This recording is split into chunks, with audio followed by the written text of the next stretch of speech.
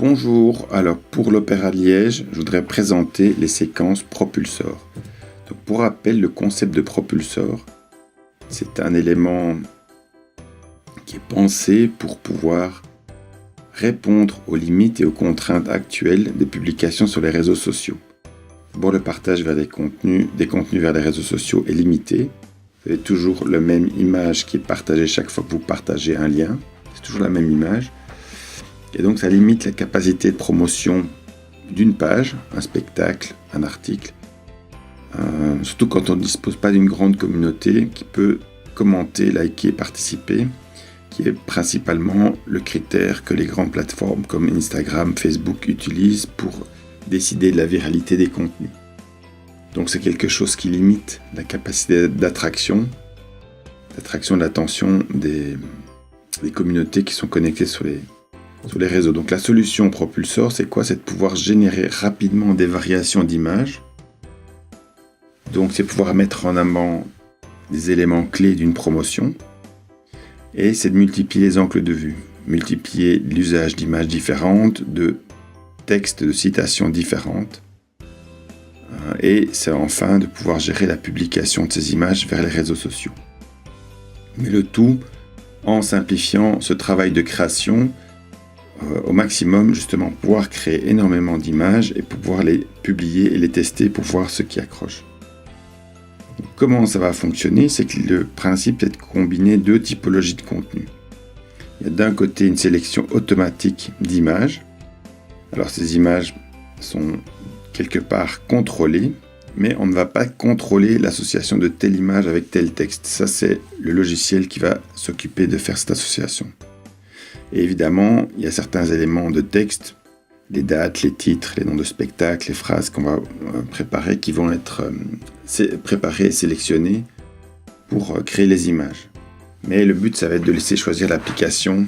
L'application va choisir l'image de façon aléatoire dans un ensemble contrôlé. Donc je vous montre un exemple ici. Par exemple, le texte, ça c'est un élément qu'on va contrôler. On va le préparer en amont.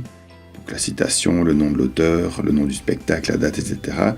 L'image pourrait être contrôlée, par exemple le logo de l'opéra, mais l'image qui va être servie sur le côté va être une image aléatoire. Elle va être choisie de façon aléatoire dans un ensemble donné pour créer une image qui pourrait être utilisée sur les réseaux sociaux. Donc on laisse choisir. Donc par exemple, je vais avoir une mise en page comme celle-là et je pourrais avoir, pour le même texte, plusieurs images associées.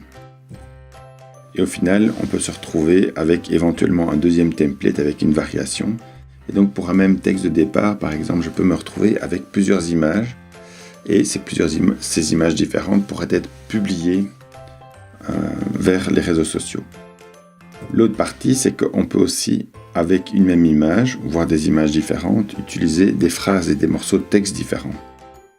Ce qui fait qu'on comprend bien que pour un texte donné, ou un élément de contenu donné, un spectacle par exemple, on va pouvoir créer 10, 15, 20, 50 images différentes qui vont permettre de maximiser la visibilité du spectacle. Et la mécanique de propulsor, ça va être simplement de pouvoir gérer des couches de contenu différentes. Pour un spectacle donné, on va pouvoir avoir un rythme de publication donné. On va pouvoir préparer un deuxième spectacle, faire une annonce par exemple pour un spectacle dont les ventes commencent dans les 2 prochaines semaines, ou voilà, annoncer sur l'exemple 3 ici un lancement imminent, un rappel, pouvoir rythmer tout ça avec des actualités. Et donc le tout permet de faire une gestion intelligente de l'affichage de ces contenus et d'occuper les espaces sur les différents réseaux sociaux. Comment ça va fonctionner? Je vous montre un exemple ici. Comment est-ce qu'on peut développer un storytelling adapté aux réseaux sociaux? Un spectacle, par exemple, c'est une série de composants. Il y a une histoire, des personnages, un compositeur, des acteurs qui vont faire vivre ce spectacle, le chef d'orchestre, le metteur en scène, les chanteurs vedettes ou les chanteurs solistes. Ça va être les événements, le montage du spectacle, la répétition, la générale, la première, etc. Donc on peut déjà se retrouver pour un spectacle avec, dans ce cas-ci, on se retrouve déjà avec 5 voire 6 couches de contenu différentes qu'on va pouvoir multiplier et assemblés pour cette distribution sur les réseaux sociaux.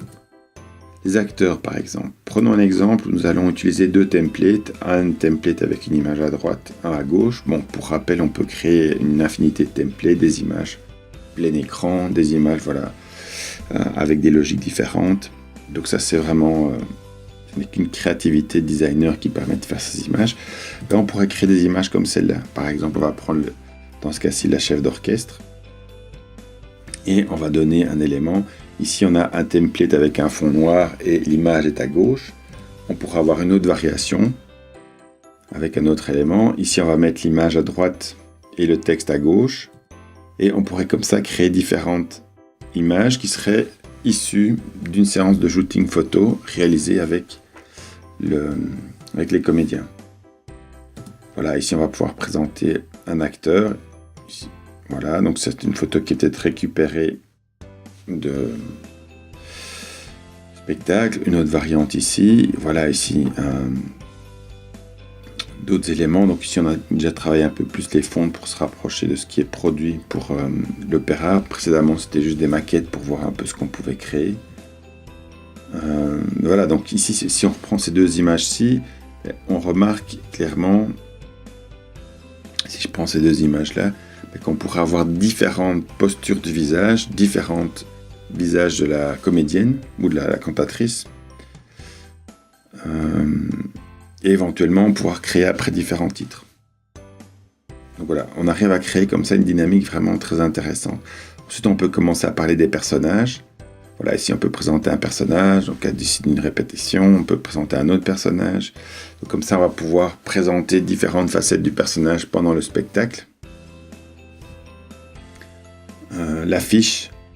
Donc de nouveau, on va pouvoir récupérer des composants de l'affiche et éventuellement pouvoir créer des variations sur un même thème, pouvoir créer différents éléments.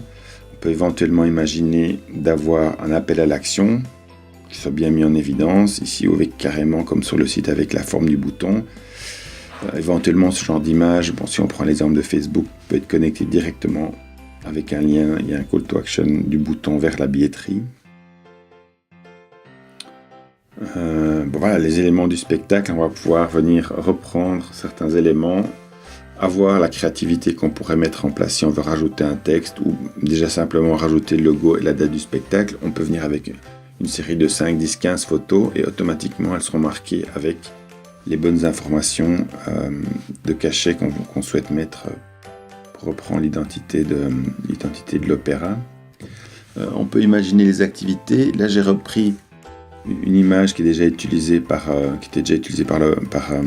l'opéra sur Facebook, mais on pourrait voir comment simplifier la structure, pouvoir utiliser des images différentes, voire même faire des comptes rendus d'une activité qui a été organisée en récupérant différentes photos.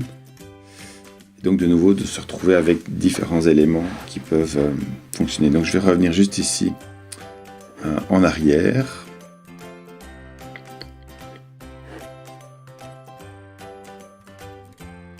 Simplement ici, on va voir que, voilà, là on a vu les composants d'un élément pour générer des informations sur un seul spectacle.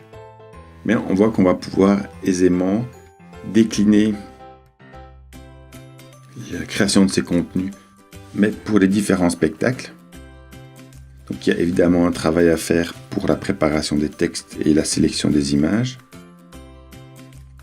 Mais la production après la génération des contenus est vraiment très rapide et l'application va elle-même s'occuper de publier les contenus, soit en direct sur certaines plateformes, soit au travers de flux RSS qui peuvent être plugués dans Agora Pulse ou dans d'autres services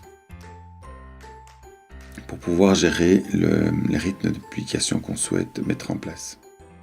Donc de cette façon, on se retrouve avec une exposition maximale ou en tout cas très importante des contenus qui sont créés à l'opéra et qui vont permettre comme ça de développer un storytelling et donc de parler aux fans qui suivent déjà l'opéra, mais surtout qu'eux puissent partager ces contenus vers leurs amis pour amener de nouvelles personnes vers l'opéra.